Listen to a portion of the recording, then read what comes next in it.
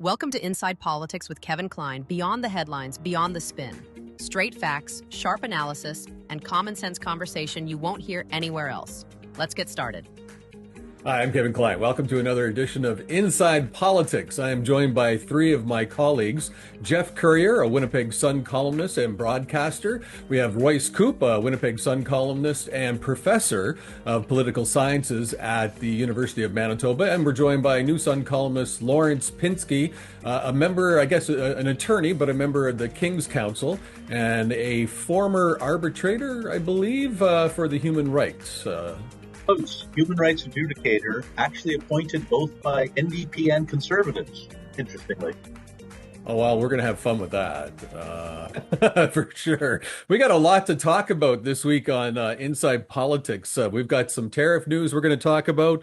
We've got the Air Canada strike we're going to share a little bit of information on. I want to talk about an incident that happened in Winnipeg during a cultural celebration that both Jeff Currier and Lawrence Pinsky wrote about. We're going to talk about that.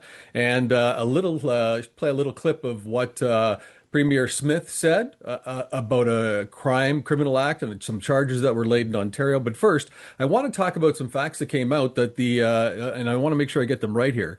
Billions of dollars from Canadian investors have left the country. It looks like $8.3 billion left this country in June and $14 billion in May. What does that say about Carney's Canada? Let me take the first shot at it, if that's okay. You have to bear in mind what Lawrence Peter said. Lawrence Peter developed the Peter Principle that essentially says that an employee in a hierarchical entity tends to rise to their own level of incompetence and then stay there. And that's what we see unfortunately, with Mr. Carney. He's risen to a high level of incompetence and he's staying there because the truth is, if you're at the highest marginal rate of taxes, you're paying well over 50% of your income in taxes. And it's not as though we're getting services back for that. We're not. We have a bankrupt medical system. We have roads that don't work, hospitals that don't work, transportation systems that don't work, education system that doesn't work, university that doesn't work. I want to be the optimist. I want to be happy about Canada. But the truth is, people who have the ability to leave are leaving. And not only are they leaving with their capital isn't coming into Canada, which we need to grow the economy. There is a huge crisis and brain drain that is not being reported on, never mind the collapse of the culture, of the Canadian culture. And that will touch on your Folklorama question, which will come up afterwards. Right. But it's really a disaster going on in Canada on many fronts. And we all need to wake up to it before it's too late. Jeff, your thoughts on the money that's leaving the country? Well, I think to Lawrence's point, people are going to go not just where they can make the most money, but where they can pocket the most money. And if you're losing more than 50% of your income in taxes, remember, in the old communist Soviet Union, people got to keep 50% of their income. In the communist Soviet Union, people got to keep 50% of their income. So what does that tell us about where we're going here in this country? That it's beyond compassion for the poor, but it is now resentment of the rich. It is the contempt we have in Canada for wealthy people, and it's the old Canadian lobster story. You got 30 seconds for me to tell a quick story on this one? Yeah, go ahead. That the visitor is walking down the docks in St. John's, and he's getting a tour, and he said there's a barrel with a lid on it, and he says, "What's in the barrel?" "Well, them's American lobsters. We caught them off the coast of Maine yesterday morning." "Why is there a lid?" "Well, the American lobsters keep trying to climb out of the barrel." Okay, they continue along the tour, and there's another barrel, and the visitor looks in. It's a bunch of lobsters. "What are these?" "Well, them's Canadian lobsters. Caught them off the coast of St. John's this morning." "How come there's no lid?" "Well, you don't have to worry about them Canadian lobsters. Every time one of them tries to climb out, the others grab them and pull them back down." Kind of describes it. Right. That's where we are in Canada. It is a resentment of the rich. And lest we forget, it is the rich who pay the most amount of tax in this country and provide the services that we need. And we're driving them out of Canada. One would have thought that, given Mark Carney's experience that he touted all the time, and the fact that he's involved in a lot of investment properties and such, that these investors would have banked on Carney, Royce. But it looks like they're not banking on Carney at all. Yeah, I just want to say you might have to include closed captioning for when Jeff was doing his Newfoundland accent there, for our viewers. It is a very concerning thing, and you really can't blame investors for taking their money elsewhere. I've said before, for the first time in my life, I'm very concerned about the future of my country, about the future of a country that I'm going to be giving my daughter. And that has to do with governance. It's like 95% governance, decisions that are being made by people that are in positions of authority. One thing we didn't get, the field is just so flooded right now. One thing we really didn't talk that much about, or we didn't hear that much about in the media, are these Chinese tariffs of canola and other tariffs that are coming. The truth is we knew those were coming. It was like a slow moving train heading towards Canada. Nothing was done to stop it. Those are going to be crippling tariffs. They're going to have massive implications for this country. And the idea is they're there because, in at least the official explanation, is because Canada has these massive tariffs on Chinese electric vehicles. Is it really worth it to cripple Canadian agriculture in order to kind of prop up the fledgling electric vehicle industry in this country? It's just bad decisions that are being made at the government level. That's the concern, I think. This country, enormous potential wealth, enormous potential development. It's the decisions of policymakers that are hurting us. But look at the response from Manitoba Premier Wam Kanu. Immediately, oh, well, government's going to have to hand out money to the farmers. So where do we get the money that we're going to hand out to the farmers? The response wasn't we need to negotiate better with China. We need to remove those tariffs. It wasn't an intelligent response. It was a populist response, if you ask me. He's just looking for people to love him and saying, well, we're just going to give people money. So that is a problem, certainly. And I think that is why investment dollars are leaving. And it did show that a lot of that investment went from the Canadian stock market or Canadian companies into the U.S. And that's a scary thought. Another thing that in Carney's Canada that I think I really want to talk about today is that Lawrence Pinsky and Jeff Currier both wrote an article about an incident that happened at the Israel Pavilion during Folklorama in Winnipeg, Manitoba. Now, in Winnipeg, Folklorama is a huge celebration, 2 weeks long, of all the various cultures around the world. And people go to different pavilions. They get to experience food and they get to experience the culture. They learn a little bit about everybody. But something nasty happened at the Israel Pavilion. And Lawrence, we'll start with you. It really was unbelievable. Royce talked about his concern for the future of Canada for his daughter. I'm concerned for my kids and grandkids exactly the same way. Part of it is what we saw at the pavilion over the week that it was on. Unbelievably, we had people standing opposite the pavilion playing at tremendous volumes sounds of gunshots, sounds of bombing, screaming.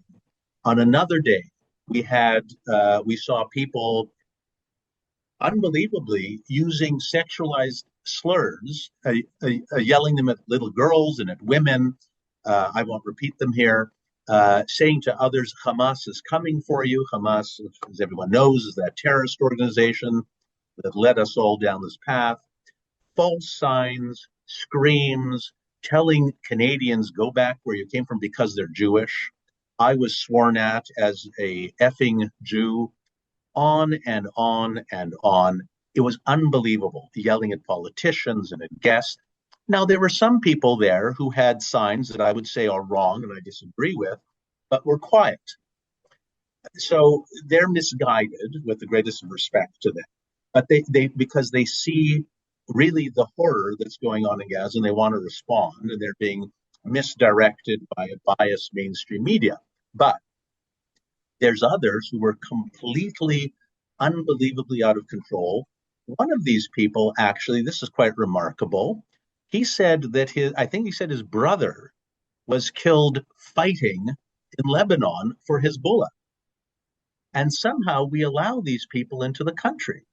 And we don't, it seems like there's no security checks, and they seem to import their hate, whether it's for the LGBTQ community or for Jewish people, eventually for other people too. But that's what they do. And at some point, Canada and Canadians, not just Canadians, have to ask themselves, is this the Canada that we want for our kids and grandkids? Isn't this the time to rise up and say, no, this isn't it, and to stand together? Because at some point, history will judge us in Canada as they judged people in Europe back in the 30s and 40s, or as we do in retrospect. That's what's critical. And I'm waiting to see non-Jewish people, Christian people, Hindus, Sikhs, reasonable Muslim people come forward and say, this is not my Canada. We didn't come to Canada to bring that war here. Now, We I'm came going to to. stop you right there. That is very bang on, I would say, to what Jeff talks about in this weekend's Winnipeg Sun. Jeff, is that not correct? Yeah, and I think to expand on or to carry on what Lawrence was talking about, for me, this is separate and apart from how you feel about what is happening in Gaza right now. Whether or not you feel Israel's actions are justified or not, how you feel about October 7th, this is about what's happening on Canadian soil uh, amongst people who have no participation in the conflict that is going on over there right now. That remember that our motto as Canadians is peace, order, and good government.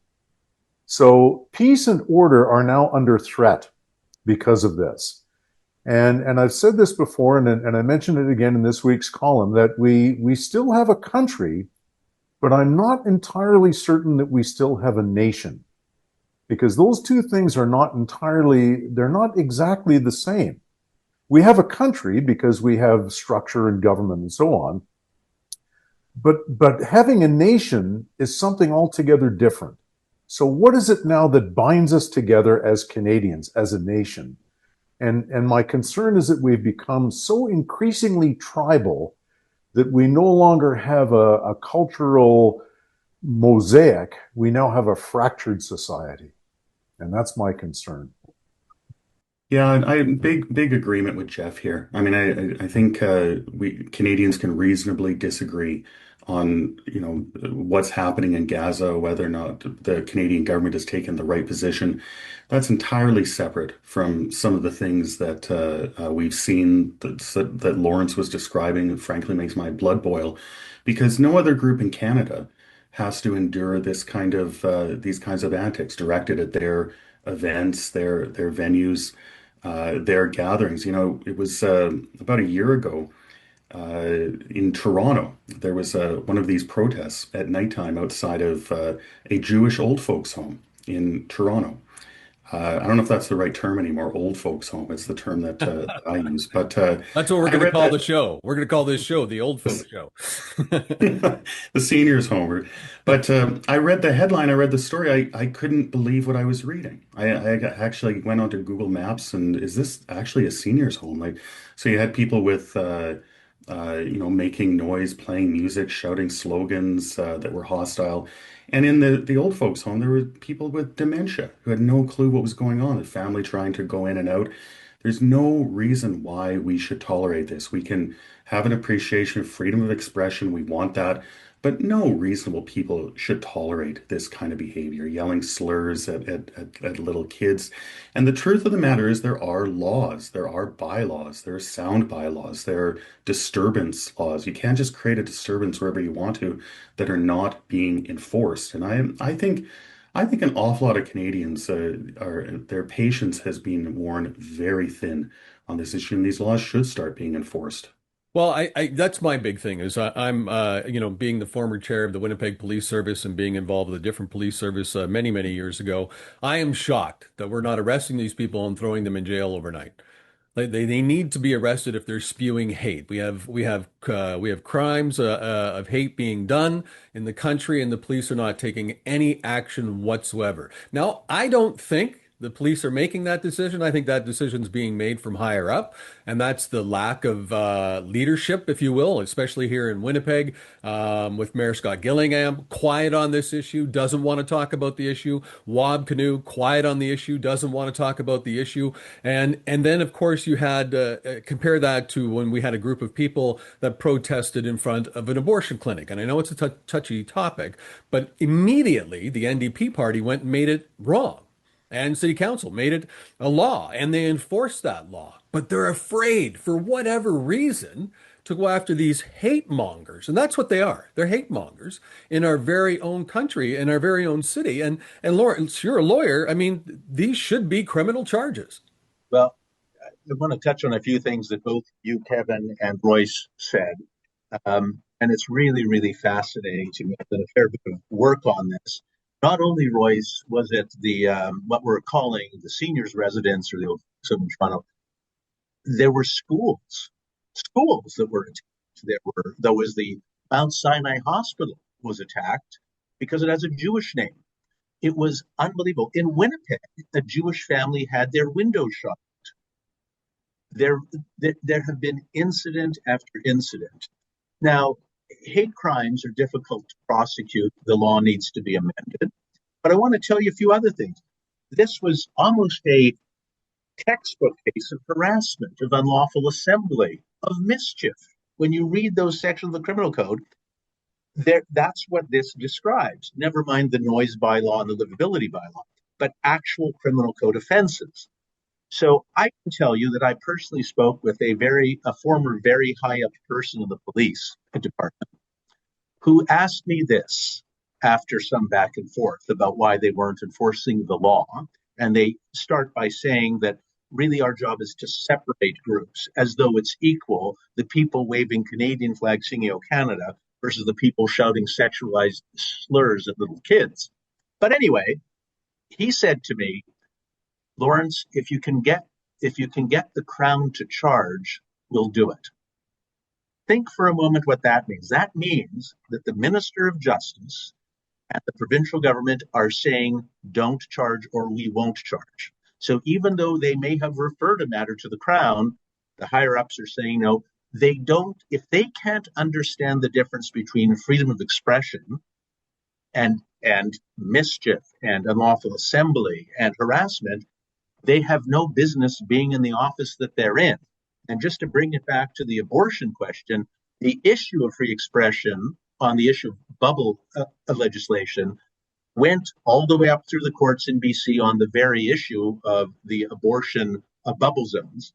And the court was pretty clear that it isn't, or it may be an infringement on freedom of expression, but it's justified in a free and democratic society to say that and to allow those sorts of limits to be in place. And they held it wasn't unconstitutional. Why don't we have bubble legislation in Winnipeg and in Manitoba? And it's inconceivable to me. And I can tell you that certain councillors are trying to put it forward. I don't know where the mayor is. The mayor could tell the police, as could the Minister of Justice, not specifically charge X, but enforce the law. They're choosing not to do it, and it's despicable, frankly, that they're doing it. It's the ruination of Canada, frankly, if you can't tell the difference between those things. You shouldn't be. Yeah, no, I think you're right, and I think it's political leadership that's to blame here, to be quite frank. I had attended a dinner once, and I got to sit with Stephen Harper not that long ago, and Stephen was telling people at the table the biggest problem in politics today is that every politician seems to be afraid to take a stand. They won't take a stand on anything, and that's an issue, right, Royce? Yeah, absolutely. That's if this is going to come to a debate in Winnipeg, I'd like to see that about bubble laws around these sorts of facilities and these sorts of events. Because what Lawrence is describing is escalation.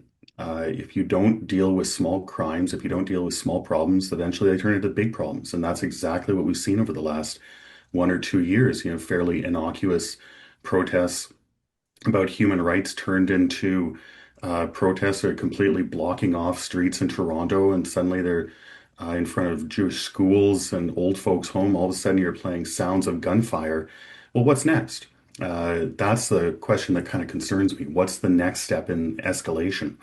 There's a video out of Nanaimo in BC where one of these protesters was shouting into a bullhorn, and an RCMP officer came up to her and said, "You're creating a disturbance. If you don't stop, I'm going to arrest you."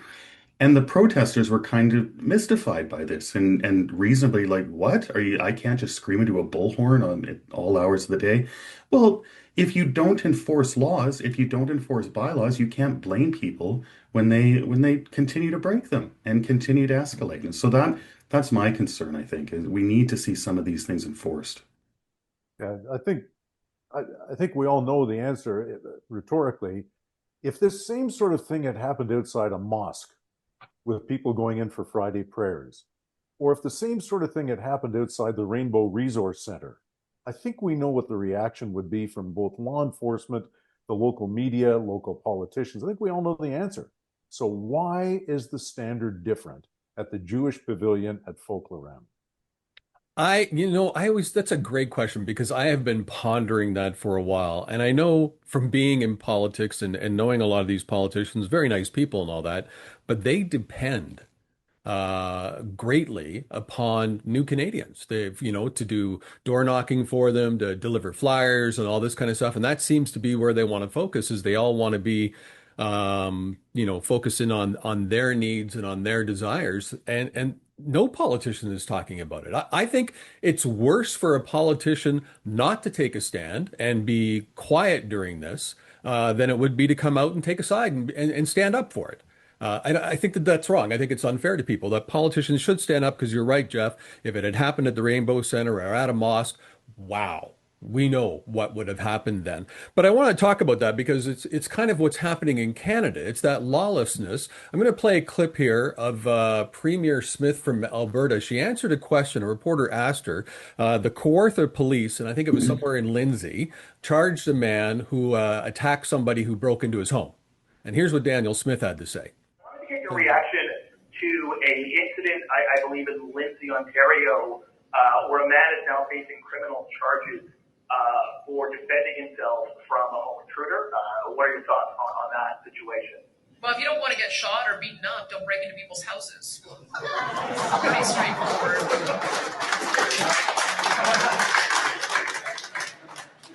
We had a similar incident in Alberta where somebody defended themselves, and they determined that there was not a reasonable likelihood of conviction, because we do expect that people are going to use a reasonable use of force to defend themselves and their families, and I support Daniel that. Smith, I don't think she was trying to get the crowd to cheer and laugh, but she certainly said something important, which I think is that we should have the right to defend ourselves. And I'm going to, talk to Lawrence about this for a second. Lawrence, with being a lawyer, do we have the right to defend ourselves in Canada if somebody breaks into our home? You do have the right to defend yourself, but there's big, what should I say, perhaps a subjective when you're talking about self-defense issues. So, major case that went to the Supreme Court was Hodgson in 2024, and it does talk about the right of self-defense. In that case, an accused was at a house party. He was asked to help remove a riotous, difficult individual that sometimes happens at house parties. An altercation ensued. This fellow applied a chokehold on the unruly fellow in the middle of the fight, and the guy lost consciousness and died. Mr. Hodgson was charged, and he was actually acquitted, interestingly, by the trial court, and then he was sent back for a trial again by the Court of Appeal. The Supreme Court actually upheld his acquittal. And they talk about the issue of self-defense. You can, but there's a reasonability question, reasonability standard, both involving one's mental state. They look at the catalyst, the person's motivation, and their response. So what was it that the person who acts in self-defense, what caused them to have to do that? What was the catalyst that made them react in the way they did? What was their motive in actually doing whatever it was that they did? And finally, was the response proportionate based on a reasonable person? And there's part of the problem, because a reasonable person on the street in the middle of the fight, I would argue, might well be a complete stranger to a justice have the Court of Appeal of the Supreme Court. Thankfully, they don't have to deal with that. They don't deal with that. They live with it, and they try their best. This is no slight on judges, but they really live a certain type of lifestyle that doesn't see that type of break-in. In fairness, in Manitoba, we had a really good judge of our Court of Appeal, Hugh Band, who he always disagreed with me whenever I appeared before him. He never ruled in my favor, but he then became one of my colleagues here at my firm. Great guy, now deceased. He had a break-in actually at his house. He had a home invasion. So he actually spends it, but most of them don't, and they don't know what it's like. They have an idealized, to some degree, concept of what that reasonable person would do in the heat of battle of someone coming into your house, invading it, threatening yourself, your spouse, your children, and that's a really interesting standard. So the short answer to your question, Kevin, is yes, there's a right of self-defense, but it's very Yeah, well, not quite that short, but yeah, I totally understand that. But I mean, but with me, like my mother was murdered. It was domestic violence. But if someone broke into my home, I'm going to do everything I can to protect my family. Everything I can. Would you not do the same, Jeff? Yeah, of course. And as Lawrence kind of alluded to it, the law as it's written is theoretical. It's a theoretical situation where you're permitted to use proportional force. Well, if somebody breaks into your house, you don't know how well armed they are, if they are armed. All you know is that someone has broken into your home and is a potential threat to your property, to your well-being, and to the safety of your family. And at that point, I think most reasonable people would say you use whatever means are at your disposal to defend your property, your safety, and your family. And proportional, I think, is a word that needs to be removed from the law because it's strictly theoretical. It's not a real world situation. Somebody breaks into my house, one of us is going down. Yeah, some of the discussion about this has been a little ridiculous in the media. No one is saying that someone breaks into your house, it gives you the right to subdue them and lock them in your basement. It turns into like a Pulp Fiction scenario or something like that. If people have the right to protect themselves and their families, and sometimes politicians, precisely like Danielle Smith, kind of channeling her inner Ralph Klein. It's good. She can kind of cut through a lot of that with a statement that's very sensible to me.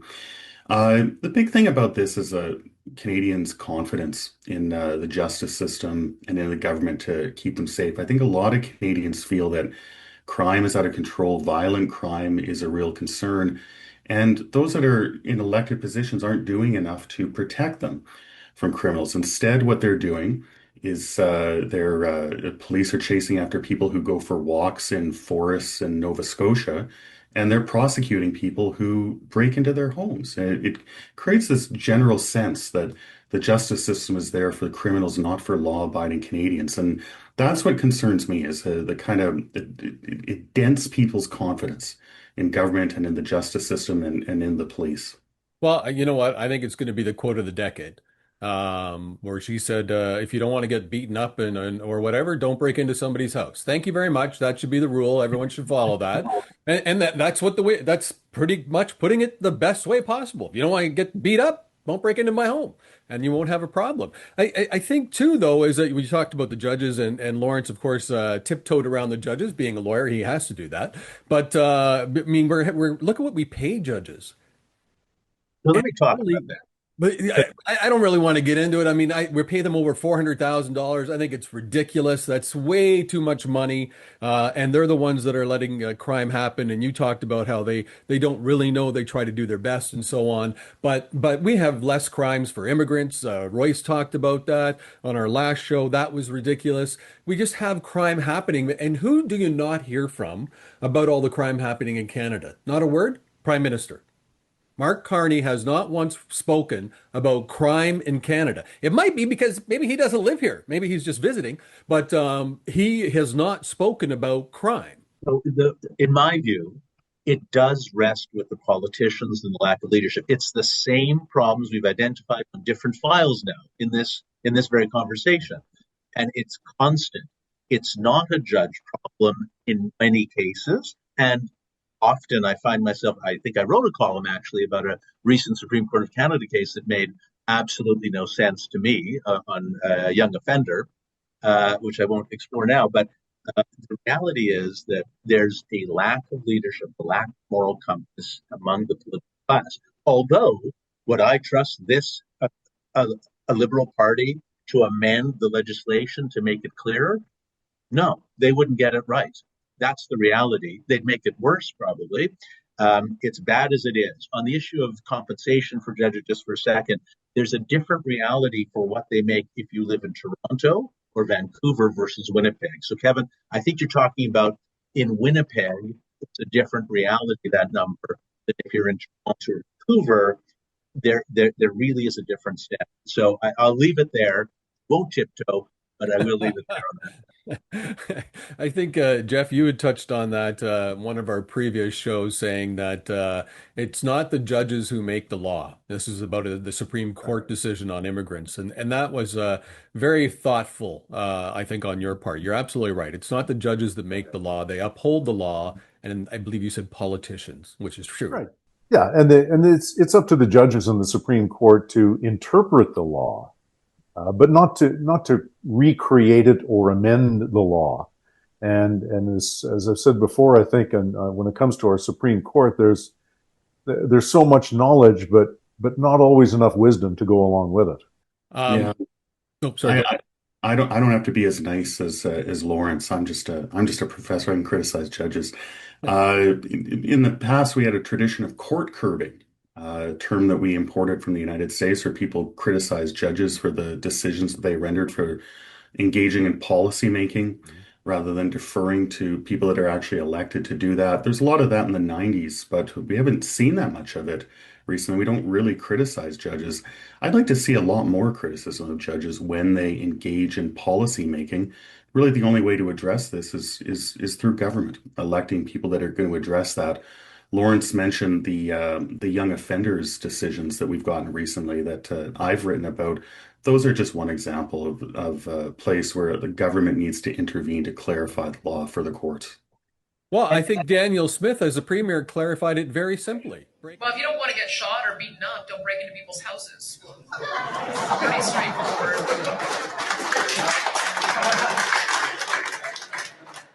That you couldn't get more simple and direct than that. And who really can argue with that? It's such a common sense, intelligent point of view. Royce, I don't think you mean criticize judges. I think you mean that in the right case where they write a decision that perhaps you don't think is sound, and reasonable people can disagree, for sure, you should criticize that decision. It's not the judge, it's the reasoning or the decision that you're saying I disagree with. Like that recent Supreme Court of Canada decision dealing with the 17-and-a-half-year-old who stabbed a young person to death, bragged about it, and will be out in a year or less after the Supreme Court rendered its decision, overturning the trial judge, overturning the Court of Appeal on a very subjective basis, in my, we like to say, respectful view, that it's very hard to understand. The issue of activism in the court is, in fact, we don't see it at trial or usually Court of Appeal in Manitoba, but it is a problem. We see it still in the States a lot. And it's a problem that can undermine how people feel, the confidence that they repose in the judiciary that's so important. Well, I think we know now that Canadians, still one of the biggest issues with Canadians is crime. They don't feel safe in this country anymore. Carney's not talking about it. I mean, Carney's Canada is very different than what he said it was going to be. And breaking news while we're taping the show, Carney has announced that he will be eliminating the retaliatory tariffs on some goods with the United States that were part of the North American Free Trade Agreement, or the, I can't remember what they call the new one now, the UMSU, whatever it is. Interesting, because he was only hurting Canadians with this, and he's making it sound like a major win. Like, Jeff, I mean, how can you stand up there and say, look, I had a conversation with Donald Trump, and it went so well that I'm going to take off tariffs on a free trade agreement that the Americans didn't have tariffs on our products. We were the only ones that had them, and it made life more expensive for everyday Canadians. Well, yeah, but bear in mind, Kevin, that you're the one who supports Donald Trump's in the tariffs because of the amount of money that brings into the federal coffers, and that's where the money goes, into federal coffers. But it does, and my argument is that yeah, it might do that, but it hurts consumers. Tariffs hurt consumers at every level, and so removing tariffs might help. I know Mark Carney was, and we've talked about this repeatedly, that Carney was the guy who said that he was going to be able to get a deal done with Donald Trump. He was going to be able to handle Trump. He miscalculated on that because Donald Trump, the only person apparently who can handle Donald Trump is Vladimir Putin. Otherwise, Donald Trump is uncontrollable. He is unstable and is unpredictable and unprincipled. And so I only fault Carney insofar as he overestimated his ability to deal with Donald Trump, not the fact that he hasn't been more successful. So, a quote from our Prime Minister today: let's be absolutely clear. Canada currently has the best trade deal with the United States. And while it's different from what we had before, it is still better than that of any other country. Royce, thoughts? Well, the retaliatory tariffs are always questionable policy. It hurt Canadians. Other countries weren't doing it. Didn't seem to be helping us get a better deal with Trump. And the problem, of course, is that Carney boxed himself in on this question. He won an election campaign on the basis of putting his elbows up and cracking down and fighting and doing battle with the Americans. And so that made it difficult for him. I mean, this is a defeat for Carney. This is someone who won an election just a few months ago on the basis of being tough, and now he's getting rid of kind of the centerpiece of that policy. So however he spins it, this is a loss. I think it's good policy. I'm happy about that. But I'm bothered to see the Liberal Party once again like turning its back on what it said just a few months ago in an election campaign. It creates a lot of cynicism, I think. Well, I'd like to say, don't make this a win for you. You know what I mean? I mean, just come out and tell the truth. Be transparent about it. This was hurting us in our negotiations with the United States. I made a mistake, so we're going to remove the tariffs that we have put on items that fell under the CUSMA, as it's referred to. We shouldn't have had tariffs on those products. Trump didn't have tariffs on those products. So just come out and say, you know that you made a mistake and you've changed that. Let's actually go back for a second, because that agreement is going to be renegotiated in a year or less. The move to tariff those items was so self-destructive. It's unbelievable because it now opens the door for the Americans to get even worse. For Mr. Carney to claim credit for that agreement that he had nothing to do with is ridiculous. And it shows just a complete. If Canadians buy that, that's really a comment on how Canadians aren't paying attention to what's actually going on. Ronald Reagan once said, in a similar context of free trade, he said, if you're in a boat and the person opposite you in the boat starts taking out a gun and shooting holes in the bottom of the boat, is your best move to take out your gun and also shoot at the bottom of the boat, or is to try to talk to them and stop it? I'd argue that in terms of Mr. Trump, Jeff, I don't agree with you. He talks like he has personality disorders, that he probably has. But if you look at the policies underneath them, from an American point of view, lots of them are sound. What he did to get NATO countries actually climbing up and funding what they said they would, what he did in terms of the American economy, there's lots of things he's doing, not what he's saying, but what he's actually doing, that actually makes sense from an American perspective. They hurt Canada, and we should have been smart enough to figure that out. We didn't do it with China. We didn't do it with the U.S. Mr. Carney has not had one success. It's not one. And I can tell you this, that elbows up thing, it turned out to only be the first move in Mr. Carney's chicken dance, because that's all it was. And it's been a complete disaster. Now I have that song going on in my head. Thanks for that, Lawrence. It's going there, and I think Jeff said this when we had talked before about tariffs. And correct me if I'm wrong, Jeff. You said you didn't think that we would see a time where we don't have tariffs with the United States. You think they're here to stay. And the Prime Minister agreed today, saying that he's just seeking lower tariffs on a range of Canadian goods. He acknowledged that Canada probably will not convince Mr. Trump or the United States to drop all tariffs. Yeah, I think that's probably true, and bearing in mind that once Donald Trump is gone from his presidency, assuming that he does leave quietly, he didn't last time, but assuming at the end of this term, suppose the American people decide to elect a Democratic president, a Democrat. Well, the Democrats have traditionally been far more protectionist than Republicans. So I think there's every reason to think that at least for the foreseeable future, that we're going to continue to see tariffs. We're going to have to work around them. And I agree with all you guys that Mr. Carney has not produced a win on this front, or particularly on many others as well. There just haven't been very many wins. And in fact, we've talked in the past about in Wab Kinu's case, for example, that he hasn't put the puck in his own net yet. Mark Carney really did it, and I know that Royce has written about this with the Air Canada situation. I don't know if you want to pivot to that one right now, guys, but yeah, I think we should. This was a really significant blunder on the Prime Minister's part. Yeah, this is a topic that is near and dear to Royce's heart. This, I think, was a huge, huge blunder. I don't know how he got out of this one. I mean, I can't believe the media aren't all over this. Well, I can, because they all want to do what the government tells them to do, except the Winnipeg Sun. But Royce, yeah, this is a terrible mistake made by our Prime Minister. Yeah, the mistake, I think, was the government not allowing kind of collective bargaining to happen, intervening when they really didn't have to. The federal government can use I can't remember the name, the labor code to order people back to work, to basically end strikes and to send people into arbitration. Lawrence would know all about this.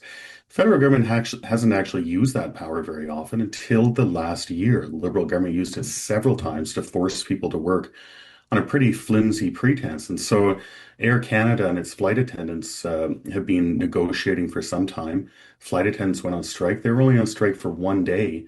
And the federal government used this power to legislate them back to work on what I think was a pretty flimsy pretense. There's really no need for it. And we do have the right to bargain. Like it's enshrined in the charter. We have the right to engage in collective bargaining.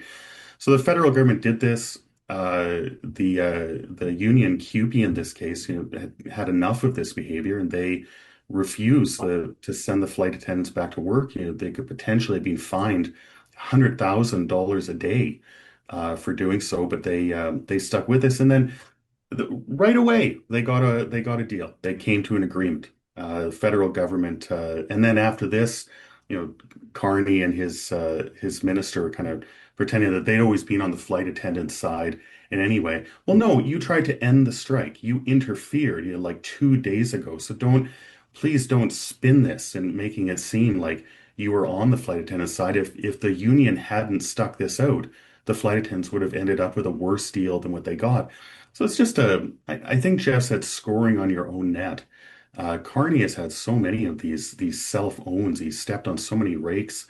This is just the most recent one, and he's alienated labor in Canada. The Liberal government is the most anti-labor government we've seen at the federal level in decades in this country, and he's poisoned that relationship very early on in his mandate. It's certainly an opportunity for conservatives to start standing up for labor a little bit more and fill that gap, right? And hopefully we'll see that. But I think, Jeff, you had a different perspective on the strike. Well, I think the idea is, I mean, regardless of whether or not you think, and I agree with Royce that it's enshrined that the CUPE members have a collective right. They have a right to collective bargaining. They have a right to go on strike. But once the law has, and rightly or wrongly, and I think that the federal government was incorrect in ordering them back to work so soon. But once that's done, once you're in defiance of the law of the land, then the federal government's in a position to fire those people. And my view is always, if your workplace is that miserable, if you're so unhappy with your working conditions, with your salary, with your life, where you are working, that you have to walk off the job, go work someplace else. Jeff, I don't know when why are you working at some place where you are so miserable? don't know when the last time you were on an Air Canada flight was, but it sounds like it's been a while. I want to see people who are upset with how the job goes. But I, from my perspective, it's slightly different than all of this. And it's really curious to me. Historically, we complain that the Trudeau Liberals used to wait too long before they'd order people back to work. And now this happened this way. But I think, and it's plain that Mr. Carney gets another goal, another own goal on this one for sure. He does have a great line of defense, which is the bought and paid for mainstream media that hasn't picked up any of this, it seems, or at least not in a clear way. But what I don't understand is air travel is so regulated. How is it that the government didn't send in a mediator, and maybe they did, to say, gentle people, if you want easy, open skies, you better reach a deal. They're not going to work for free. When they're on the ground, flight attendants will not work for free. Figure it out. You have 2 days. You don't have to legislate that. You just have to get people around the table. And I agree, they should have had more of a chance to actually voice their concern and be on strike. But ultimately, that's another failure, in my view. It's getting people around the table and getting them to yes. It shouldn't have been that hard. And isn't that why we got Carney? Because he's the adult in the room. He's the great negotiator. He's the great manager. He's managed crises. Well, every single crisis, every single situation that I can remember over the last 5 months, he's just completely stepped on a rake. And when are we going to start to see this Carney that we were promised in the election campaign? Kevin, you're muted. I haven't done that for a long time. I'm just saying, like, if you look at the CBC report, like they've made Carney out to be a hero for. He's the one who called Donald Trump. He's fixing this trade issue. He started this trade, that part of the trade war. Now Trump started the tariff war, but he was the one who put it on, the free trade agreement items that we had. He's the one who's made life more expensive for Canadians. They don't talk about that. They just talk about how he reached out and called Donald Trump, and Donald Trump took his call. However, Donald Trump didn't invite him when he brought in the Europeans to talk about the deal with Ukraine and Russia. Yeah, He who wasn't at cares? that table. Who cares? I'm starting to sound like I'm a candidate for the Conservative Party, but not that there's anything wrong with that. But the headline in the news was Carney has lengthy substantive discussion, lengthy substantive phone call with Donald Trump. Wow, that's the achievement. Give me a break. At a certain point, it just seems it's spinning. Well, it was probably lengthy because Trump talked about his golf game for 2.5 hours. Well, we're 100 days in, and 100 days is usually one of the early benchmarks in any administration. And so, what are the accomplishments of this government in its first 100 days? And it's a short list. I actually can't think of a thing that I would call a win from the Carney government, not one. And I should tell you, I want it to win. I want Canada to better. I actually, like Royce, I'm very scared for the future of Canada. We, in fact, are living in a situation where Quebec, they're going to go to an election within about a year, and the PQ, who are separatists, are way ahead in the polls. In Alberta, there's a separatist movement, I don't have to tell you, gentlemen, that is very strong and growing, and with good cause. Not that I support it, but I understand the motivation. And Mr. Carney I'm so worried that this is going to be the worst own goal that we could imagine. It's actually, I think there's an existential crisis happening in Canada. We see it growing, we see it building, and I'm very, very, very concerned about it across the board. And I'm a former human rights adjudicator. I'm a free expression guy, and it's appalling what's going on. Absolutely appalling. All Canadians should be standing up, not only because it's happening to the Jewish community at one level about them. Everyone should be standing up on the economy, on immigration, on every one of these files that has been a disaster. And I wish it wasn't us, but it is. That is Carney's Canada. A very good discussion today, gentlemen. Thank you very much. We'll have, I'm sure, much more to talk about next week. You can always read Lawrence's column, Royce and Jeff's column in the Winnipeg Sun. Visit winnipegsun.com. Please like this video, share it, and make sure you follow us. Gentlemen, have a great weekend. We'll talk next week. Well, if you don't want to get shot or are beaten up, don't break into people's houses. Pretty straightforward. Thanks for watching Inside Politics with Kevin Klein. Please like and subscribe to this channel and visit thewinnipegssun.com for more.